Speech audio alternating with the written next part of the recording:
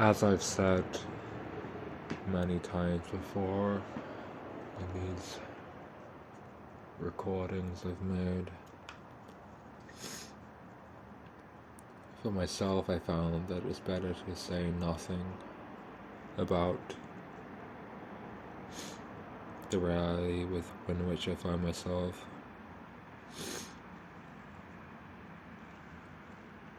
About what I see, about what I perceive, I should really say nothing. It won't do me any good in this philosophical truth sense to speak about what I see. It's a mistake to speak about it. It won't lead to any real conclusion. But what it will provide is a sense of relief, some kind of catharsis, and in the grand scheme of things, a more broader sense, catharsis, release is very much valuable. And so I suppose I will continue to speak so long as I have things to say, so long as I'm perceiving and am not in a position wherein I'm able to say nothing comfortably.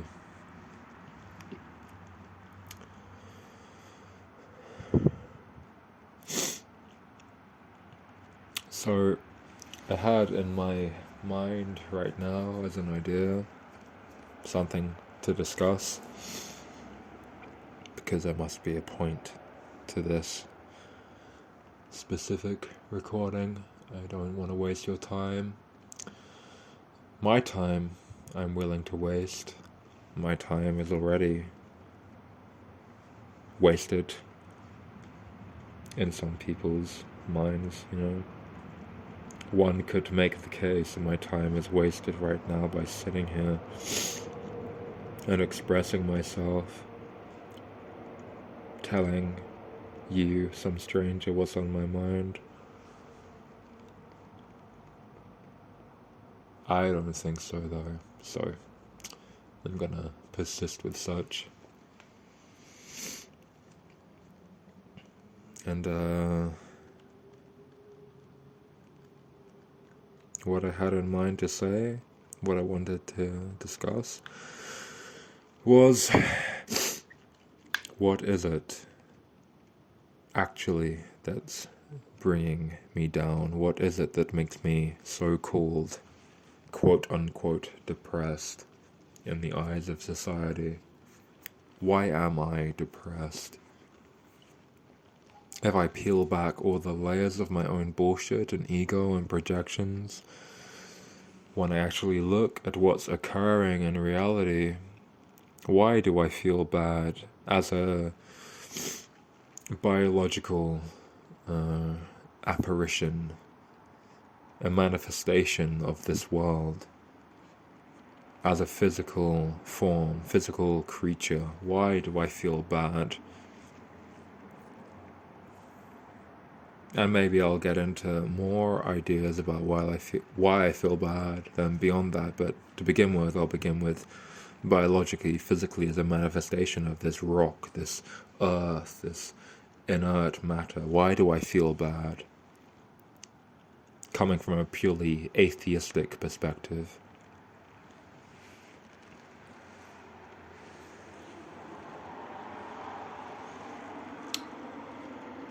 So, in no particular order, I guess, just going on what comes to mind, I would say I feel bad because I came from a very broken family. More or less, I was raised by a single mother, and I can't really say whether she tried her best or not. Maybe she did, maybe she didn't, I don't know.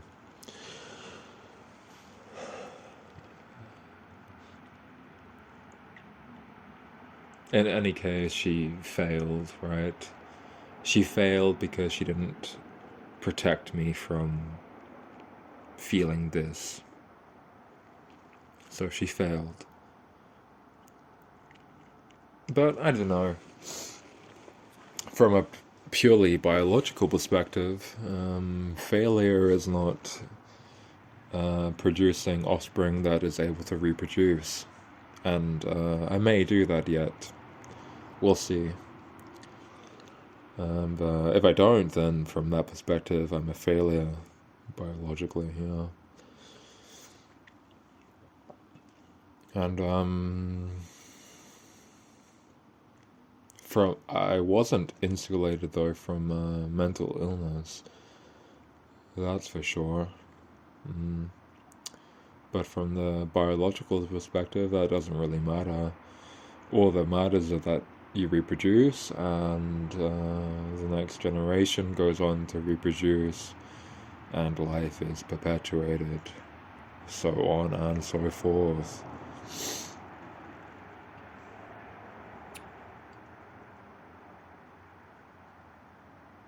I should apologize at the beginning for my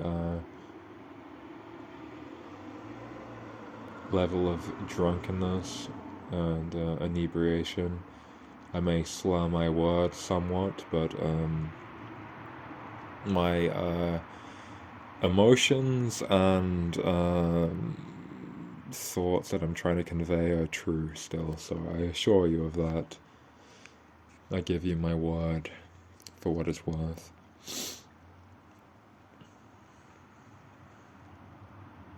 And you know, why would I seek recourse in the first place to this level of inebriation if the world within which I found myself and the body within which I found myself in this world was alright? I don't think I would. Someone left a comment on one of my recent videos relating to such. Why do we seek drugs? Why do we seek an altered state of consciousness if this world is alright? Why do we seek such so vehemently, you know?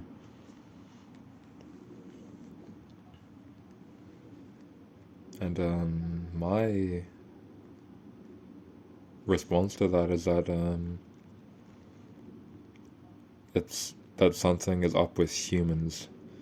It's not all life that that question is relevant to. It's more so just to humans.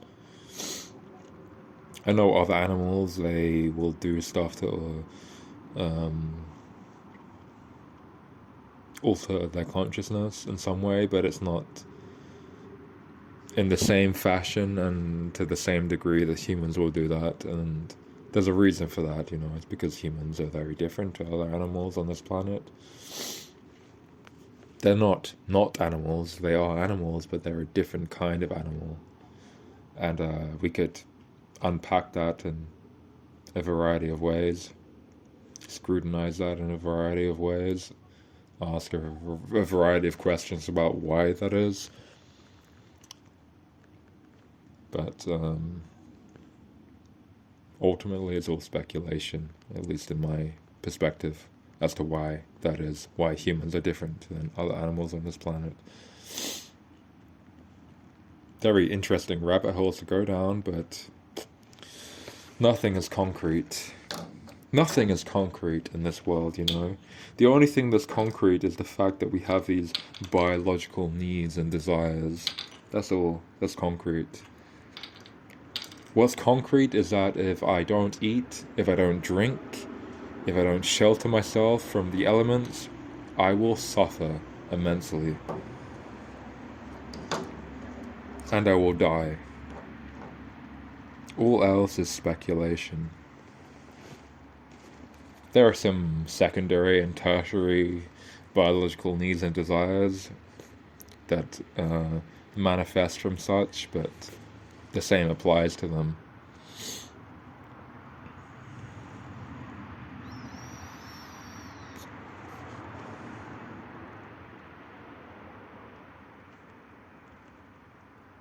And so you would say also, in the thread, in the vein of this video, that I'm depressed also because of that. I am finding myself in this animal body with these animal desires, and I'm satisfying those animal needs and desires with a great amount of effort, it need be said, but yet also I'm seeking something more than that. That isn't enough. I need something more. It's not enough to just eat, drink, find shelter, find a mate.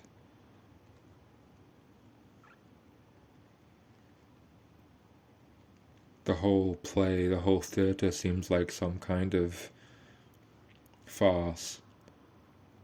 It is a farce from the human perspective, because we're, for some reason, endowed with this surplus of consciousness, as Zapf said.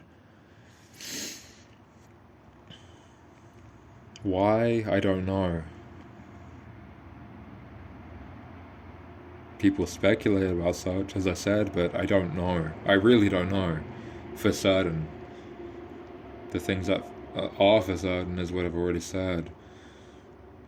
But satisfying those things that are for certain isn't enough.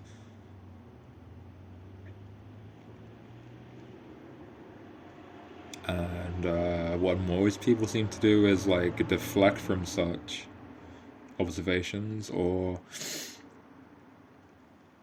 yeah, it is ultimately just deflection, and what form that deflection takes is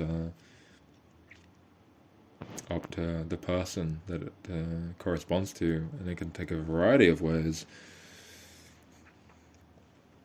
People tell themselves stories about what's happening here.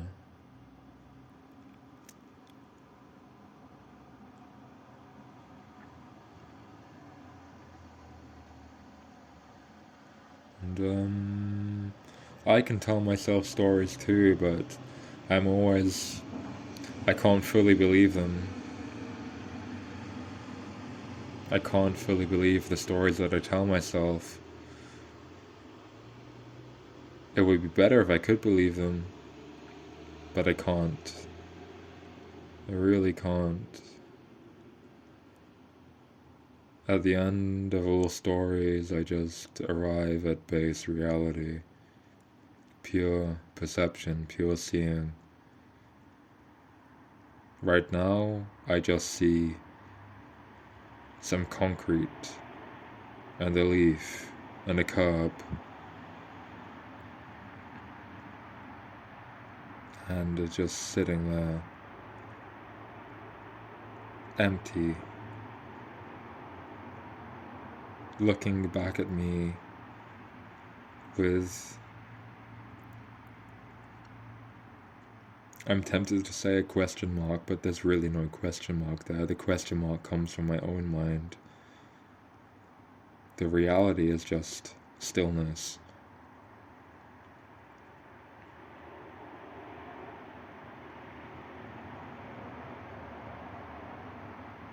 And I don't understand it.